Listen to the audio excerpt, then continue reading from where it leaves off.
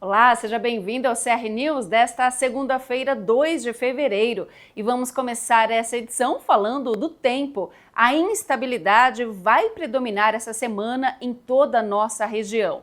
Quem mora em Catanduva já percebeu que o céu mudou e a pergunta que fica é: precisa tirar o guarda-chuva do armário para o resto da semana? A resposta é sim, não desgrude dele. Olha só, na noite de ontem, domingo, 1º de fevereiro, a Defesa Civil de São Paulo emitiu um alerta severo de temporal para Elisiário e cidades vizinhas. E o cenário não deve dar trégua. Para amanhã, terça-feira, a previsão é de pancadas de chuvas acompanhadas de trovoadas isoladas. A mínima fica na casa dos 21 graus e a máxima cai um pouco, não passando dos 27. Já na quarta e quinta-feira, o cenário não muda muito. A previsão é de temporal em Catanduva, com temperaturas variando entre 22 e 26 graus.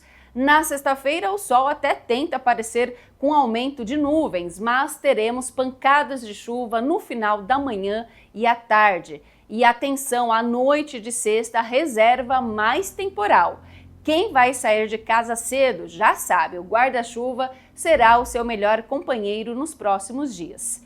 O volume de chuva esperado para este início de fevereiro é alto e, de acordo com o Climatempo, a média para o mês em Catanduva é de quase 200 milímetros e só nesses primeiros dias já atingimos quase 10% desse total. Por isso, redobre o cuidado com pontos de alagamento e evite se abrigar debaixo de árvores durante as ventanias. E na noite de ontem, domingo, uma sorveteria na Vila Soto foi alvo de um criminoso. O assalto aconteceu no horário de funcionamento e as câmeras de segurança registraram toda a ação. O bandido, com capacete, entra no estabelecimento, anuncia o assalto e leva todo o dinheiro do caixa. Observe pelas imagens que o criminoso está com as mãos livres. Não é possível ver uma arma, mas o proprietário, por precaução, decide não arriscar. Ele abre o caixa e entrega todas as notas. E olha, o assaltante é minucioso. Faz questão de levar inclusive as moedas. Um momento que chama atenção é quando uma senhora, que também trabalha ali no local, se aproxima do assaltante e assiste a toda a cena de pertinho. Em um misto de susto e incredulidade, o criminoso ignora a presença dela, pega o dinheiro e foge. As imagens já foram entregues à Polícia Civil, que deve investigar o caso. É o retrato de ousadia. O proprietário agiu corretamente, não reagir, priorizando a vida, mas fica aí o prejuízo e o trauma. E a madrugada da última sexta-feira foi marcada por uma tragédia na rodovia Washington Luiz, em Catanduva. O acidente aconteceu por volta das 2h30 da manhã, no sentido interior capital.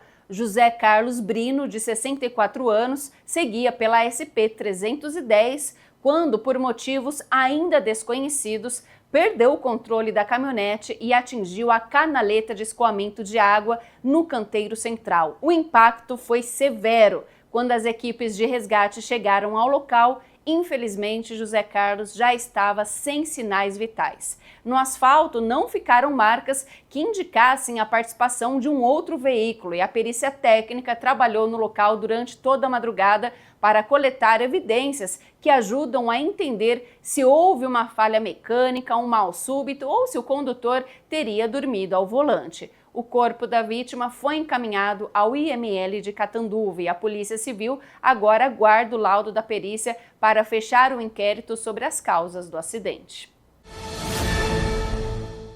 E a criminalidade também assustou quem vive e trabalha no campo. 5 criminosos armados invadiram a propriedade Café Ubeda, na zona rural de Novo Horizonte. Eles renderam o caseiro da propriedade e levaram 3 veículos, uma F250, uma F1000 e um furgão. Aproximadamente 70 sacos de café cru foram roubados.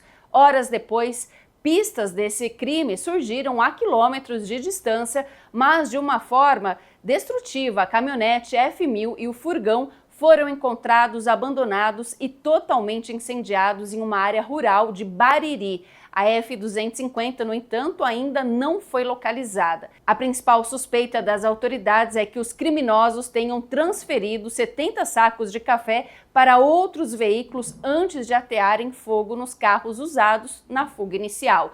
E a polícia agora busca imagens de câmera de segurança em rodovias e propriedades vizinhas para tentar rastrear a rota de fuga. O caso segue sob investigação. E o Ministério Público de São Paulo abriu uma investigação para apurar as condições precárias do prédio onde funciona o Conselho Tutelar de Catanduva. A decisão, assinada pelo promotor de justiça Antônio Bandeira Neto, aponta que a estrutura atual pode estar colocando em risco não apenas os funcionários, mas também as crianças e adolescentes atendidos pela unidade. O documento, uma portaria de inquérito civil, classifica as condições estruturais do prédio como absolutamente insatisfatórias. O Ministério Público destaca que a manutenção do local é de responsabilidade direta da Prefeitura de Catanduva e que a falta de conservação pode ser considerada uma omissão administrativa grave. Agora, o município tem um prazo, então, de 5 dias para recorrer da instauração desse inquérito. Caso a investigação avance, a Prefeitura poderá ser obrigada judicialmente a realizar reformas imediatas ou até transferir o Conselho Tutelar para um novo endereço que garanta a segurança e o sigilo necessários para os atendimentos. Nós entramos em contato com a Prefeitura de Catanduva e a administração explicou que na quarta-feira da semana passada realizou reuniões com conselheiros tutelares para definir um novo prédio que seja adequado aos padrões de atendimento e durante a reunião outras demandas foram levantadas e recebidas, dentre elas, de acordo com a Prefeitura, já está em processo um novo veículo para a unidade. E agora uma boa notícia para o seu bolso. A conta de luz em fevereiro vai continuar com a bandeira verde. Isso significa que não teremos aquela cobrança adicional que pesa no final do mês. A decisão foi confirmada pela ANEEL e é um reflexo direto das chuvas que atingiram o país nas últimas semanas. As chuvas mais regulares na segunda quinzena de janeiro ajudaram a recuperar o nível dos reservatórios nas regiões Sudeste, Centro-Oeste e Norte. E com as hidrelétricas trabalhando bem, o governo não precisa acionar as usinas termoelétricas, que são muito caras e poluentes. O sistema de bandeiras, que funciona desde 2015, serve então como um termômetro. A verde indica condições favoráveis de geração. E apesar do sinal verde, a ANEEL reforça: o uso consciente continua sendo fundamental.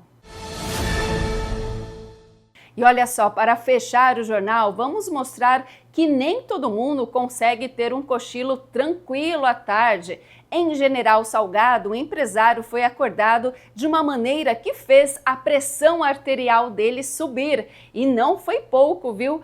Tudo por causa do tamanho do susto que ele levou. As imagens da câmera de monitoramento mostram que o empresário Siloel Canovas aproveitava a tarde de sexta-feira para dar aquela cochilada clássica na varanda da casa dele. Mas o que ele não esperava era que o portão aberto seria um convite para um visitante inusitado.